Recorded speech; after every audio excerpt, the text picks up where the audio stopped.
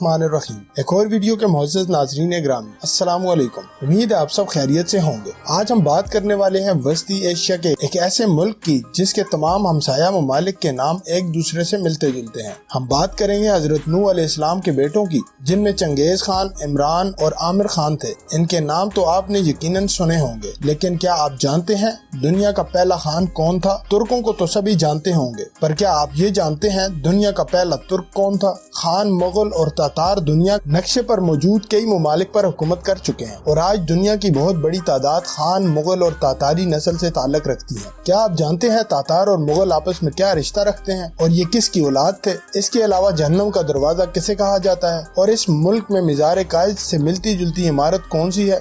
یہ تمام تر باتیں آج کی اس ویڈیو کے اندر میں آپ کو بتاؤں گا۔ یہ ساری باتیں جاننے کے لیے ویڈیو کو آخر تک ضرور دیکھیں، اور اگر آپ میرے اس چینل پر نئے ہیں تو چینل کو سبسکرائب بھی ضرور کر دیں تاکہ اگلی آنے والی اور بھی دلچسپ ویڈیوز آپ کو مل سکیں۔ تو چلیں آج کی ویڈیو شروع کرتے ہیں۔ ہماری آج کی ویڈیو ترکمانستان کے حوالے سے ہے۔ ترکمان کا مطلب ہے لوگوں کی سرزمین، اور اسے ترکمانیہ بھی کہا جاتا ہے۔ ترکمانستان بحیرہ قزوین کے مشرقی ساحل پر واقع ہے۔ اگر اس کی سرحدوں کی بات کی جائے تو اس کی شمال اور مشرق میں ازبکستان واقع ہے، جنوب مغرب میں افغانستان، اور اس کے علاوہ جنوب اور جنوب مغرب میں ایران اور شمال مغرب میں قزاقستان واقع ہے۔ اگر اس ملک کے رقبے کی بات کی جائے تو اس کا کل رقبہ 4,88,100 اسکوائر کلومیٹر ہے، اور رقبے کے لحاظ سے یہ دنیا کا 54 نمبر پر بڑا ملک ہے۔ اور اس ملک کی آبادی کی بات کی جائے تو اس کی کل آبادی تقریباً 58 لاکھ ہے، اور آبادی کے لحاظ سے یہ دنیا کا 117واں بڑا ملک ہے۔ ناظرین، آپ کو یہ جان کر بہت حیرت ہوگی کہ اس ملک میں 1993 سے لے کے 2030 تک بجلی، پانی اور گیس بالکل فری ہے۔ ترکمانستان 5 صوبوں پر مشتمل ہے۔ رقبے کے لحاظ سے سب سے بڑا صوبہ بلخان ہے،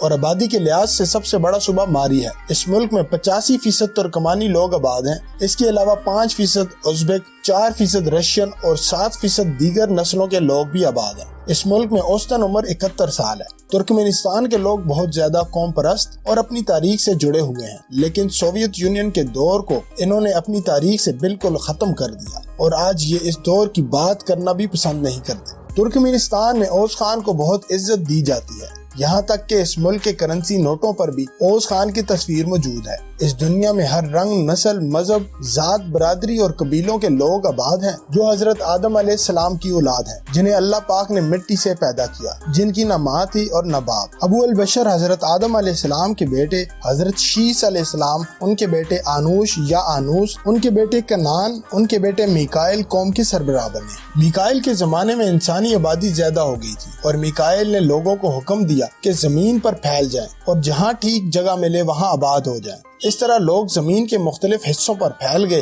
میکائل 920 سال کی عمر کے بعد اپنے بیٹے بردی ایار کو جانشین مقرر کر کے اس دنیا فانی سے کوچ کر گئے۔ ان کے بعد اخنو ان کے جانشین مقرر ہوئے۔ عربی میں انہیں حضرت ادریس علیہ السلام کہتے ہیں۔ اللہ پاک نے ان کو نبوت عطا فرمائی۔ ان کی فرزند متوشلہ سربراہ بنے۔ متوشلہ کے بعد لامخ نے جگہ سنبھالی، اور لامخ کی دنیا سے گزرنے کے بعد حضرت نوح علیہ السلام نے باپ کی جگہ سنبھالی۔ حضرت نوح علیہ السلام اللہ تعالیٰ کے پیغمبر تھے۔ آپ نے تقریباً 900 سال تک لوگوں کو اللہ کی طرف بلایا، مگر آپ کی قوم کا جواب تھا کہ آپ بھی ہماری طرح کے ایک عام انسان ہیں۔ اگر اللہ کسی کو بطور رسول بھیجتا تو وہ فرشتہ ہوتا، اور اس طرح ان میں سے صرف 80 لوگوں نے ان کی بات سنی اور ان کے دین کو قبول کیا۔ حضرت نوح علیہ السلام تمام رسولوں میں سب سے پہلے رسول تھے جنہیں زمین پر بھیجا گیا۔ حضرت نوح علیہ السلام نے اپنی قوم کے لیے عذاب کی بد دعا فرمائی۔ آپ کو رب نے ایک کشتی بنانے کا حکم دیا، اور ان میں سے اہل ایمان اور ہر جاندار کا ایک جوڑا رکھنے کا بھی حکم دیا۔ اور اس طرح جب سب لوگ کشتی میں بیٹھ گئے تو رب کے حکم سے زمین لرزنے لگی، اور اسی کے ساتھ تیز بارش شروع ہو گئی اور زمین پر پانی بھرنے لگا۔ اسی طرح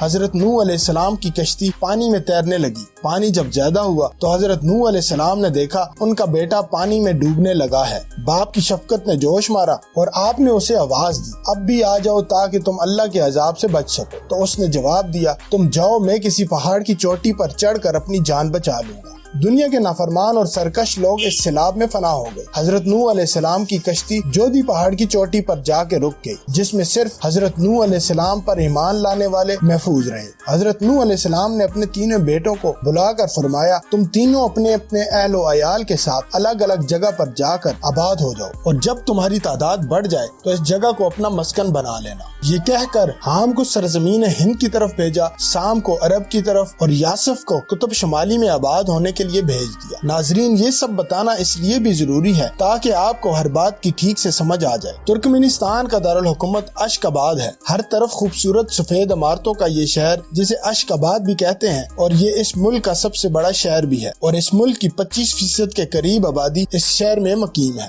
اس میں کوئی شک نہیں، ترکمانستان ایک خوبصورت ملک ہے، لوگ صاف ستھرے اور اچھے اخلاق کے مالک ہیں، اور اس شہر میں آپ کو کہیں بھی کوئی گندگی نظر نہیں آئے گی۔ اس شہر اشک آباد میں سینٹرل ایشیا کی سب سے بڑی مسجد کیپچک مسجد بھی موجود ہے، اور اسے ترکمن باشی روئی مسجد کے نام سے بھی جانا جاتا ہے۔ 2008 سے اس ملک میں شرح خواندگی 100% تک پہنچ چکی ہے۔ آپ کو اس ملک میں گاڑیاں اور عمارتیں زیادہ تر سفید رنگ کی ہی نظر آئیں گی۔ ناظرین گرامی، آپ نے جہنم کا دروازہ یا ڈور ٹو ہیل کے بارے میں کافی کہانیاں سنی ہوں گی۔ ترکمانستان میں 69 میٹر چوڑا اور 30 میٹر گہرا ایک گڑھا موجود ہے، اور لوگ کہتے ہیں اس کا ڈائریکٹ کنیکشن جہنم کے ساتھ ہوا ہوا ہے، لیکن حقیقت اس کے بالکل برعکس ہے۔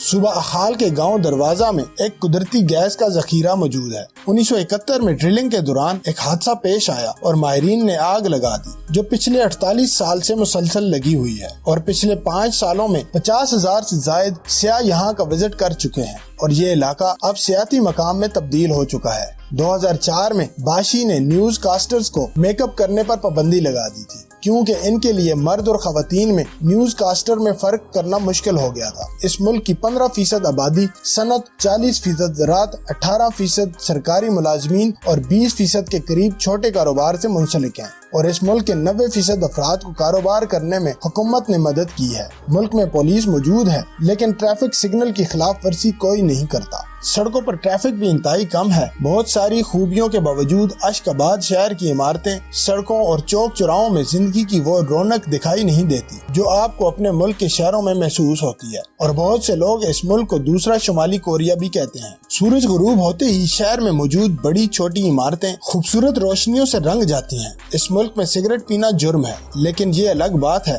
کہ کچھ غیر ملکی پولیس سے آنکھ بجا کر سگریٹ پی لیتے ہیں۔ اس کے علاوہ آپ کو پورے ملک میں کوئی بھی دکان کا مالک سگریٹ فروخت کرتا نظر نہیں آئے گا۔ ملک میں صرف 3 یا 4 ٹیلی ویژن چینل ہیں جو کہ ہر چیز کی طرح حکومت کی مالکیت ہیں۔ اسی طرح بہت سی چیزیں جو ہمیں اپنے ملک میں بآسانی میسر ہیں، ترکمانستان میں ان کا تصور بھی موجود نہیں۔ دنیا میں گیس کے سب سے زیادہ ذخائر رکھنے والے ممالک میں ترکمانستان 6ویں نمبر پر اور کپاس پیدا کرنے والے ممالک میں 9ویں نمبر پر آتا ہے، اور اس ملک میں ریلوے کا بہترین نظام موجود ہے اور اپنے تمام ہمسایہ ممالک کے ساتھ ٹرین کے ذریعے منسلک ہے۔ ترکمانستان میں 26 ایئرپورٹس موجود ہیں جو آئندہ آنے والے کافی وقتوں کے لیے کافی ہوں گے۔ حضرت نوح علیہ السلام کے بیٹے یافس والد کے حکم پر جودی پہاڑ سے نکل کر ایتول اور یاہید دریا کے کنارے آباد ہو گئے۔ 250 سال وہ وہاں زندہ رہے، اور ان کے 8 بیٹے تھے۔ انہوں نے اپنے بیٹے ترک کو اپنا جانشین بنایا اور باقی بیٹوں کو اس کی اطاعت کرنے کا حکم دیا۔ ترکی سے لے کر سینٹرل ایشیا کے تمام اقوام ترک بن یافس کی نسل سے ہیں۔ چادر کے خیمے ترکمانستان میں عام نظر آئیں گے۔ ترک کا بڑا بیٹا توتک جانشین مقرر ہوا۔ توتک نے اپنے جانشین املیجا خان کو بنایا اور یہی دنیا کا پہلا خان کہلایا۔ اسی طرح املیجا خان کا جانشین باقوی اور باقوی کا جانشین گوک اور گوک کا جانشین الونجا خان۔ الونجا خان کے 2 جڑواں بیٹے ہوئے تاتار اور مغل۔ الونجا خان مرتے وقت اپنی سلطنت کے 2 حصے کر کے اپنے بیٹوں میں تقسیم کر گیا۔ الونجا خان کی موت کے بعد تاتار اور مغل اپنے اپنے ملک میں بادشاہ بن گئے۔ مغل اپنے بڑے بیٹے قرہ خان کو تخت نشین کر کر مر گیا۔ قرہ خان کے ہاں ایک بیٹا پیدا ہوا، لیکن اس بچے نے پیدا ہونے کے بعد 3 دن تک اپنی ماں کا دودھ نہیں پیا۔ ہر رات وہ بچہ اپنی ماں کے خواب میں آتا اور کہتا، اے ماں توحید پرست ہو جا، اگر تو ایمان نہ لائی تو میں بھوک اور پیاس سے مر جاؤں گا، لیکن تیرا دودھ نہیں پیوں گا۔ ماں سے بچے کا درد دیکھا نہ گیا، اور اس طرح اس بچے کی ماں ایمان لے آئی और इस बच्चे का नाम ओज खान रखा गया। ओज खान ने अपनी कौम को शिर्क से निकाला और बाद में अल्लाह पाक ने इसे चीन, तिब्बत, तुर्की, नेपाल और सेंट्रल एशिया के बहुत बड़े रकबे तक हुकूमत अता फरमाई। ओज खान की नस्ल आज तुर्कमेनिस्तान में आबाद है। मुल्क की करेंसी तुर्कमानी मन्नत है, जो कि पाकिस्तानी तकरीबन 80 रुपए और इंडिया के 24 रुपए के बराबर है। इसके परचम की बात की जाए तो ज्यादा सब्ज और इस परचम पर नक्श व निगार इस मुल्क की सकाफत की तरफ इशारा करते हैं। अबू नसर फराबी दुनिया के एक अजीम साइंसदान थे और इनका ताल्लुक भी तुर्कमेनिस्तान में फराब नामी इलाके से था।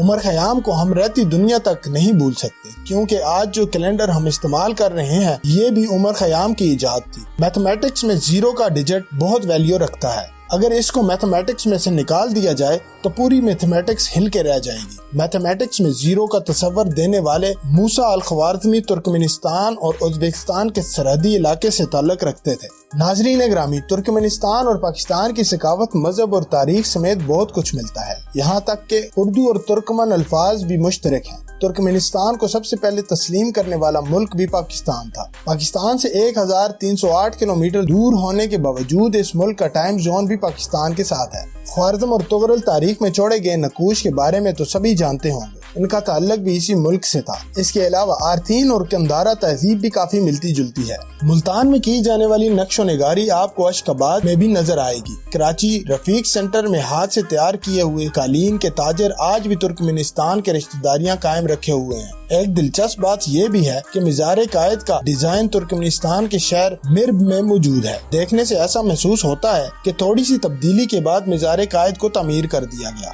कायदे आज़म वो वाहिद गैर मुल्की हैं जिनकी तस्वीर तुर्कमेनिस्तान के डाक टिकट पर लगाई गई। नीसा पार्थीन सल्तनत का एक आम तरीन शहर था जो एक दिहाई कबल मसीह आने वाले ज़लज़ले से तबाह हो गया था। नीसा के किले खंडरात यूनेस्को का आलमी और सकाफती विरसा है। नर्व शहर के बारे में कहा जाता है 4000 साल पहले आबाद हुआ और मुअर्रिखीन लिखते हैं कि हिंदू मजहब की शुरुआत भी इसी शहर से हुई और हिंदू मजहब के मानने वालों का ये ख्याल भी है कि ये दुनिया का सेंटर है। ये 12वीं सदी में दुनिया का सबसे